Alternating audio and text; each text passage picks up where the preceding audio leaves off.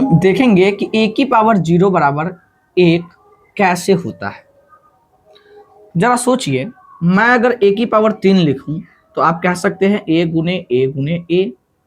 वहीं अगर मैं ए की पावर 3 बटा ए की पावर 2 लिखूं तो आप कहेंगे ए की पावर 3 यानी कि एक 3 बार, और ए की पावर 2 यानी ए 2 बार। अगर मैं काटूं तो सिर्फ एक ए बचेगा।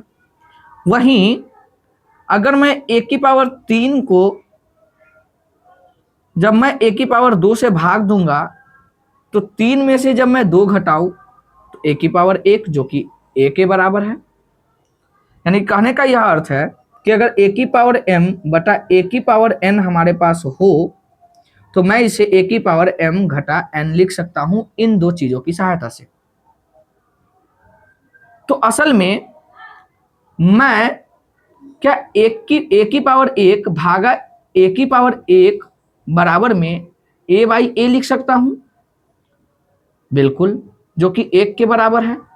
और इसी प्रकार मैं यह भी कह सकता हूं कि भाई ए की पावर 1 बटा ए की पावर 1 यानी कि ए की पावर 1 घटा 1 जो कि ए की पावर 0 के बराबर है। और यहीं से ए की पावर 0 बराबर हमें 1 प्राप्त हो जाता है। हमें सिर्फ इतना देखना होता है कि भाग करने पर भी सेम आ रहा है और घटाने पर ए की 0 के बराबर आ रहा है। तो मैंने यहां भी सेम वही किया, रूल फॉलो हुए, ये बराबर ये, तो मैं कहूंगा ये बराबर ये, और अंततः यह स्पष्ट होता है कि ए की पावर 0 बराबर 1।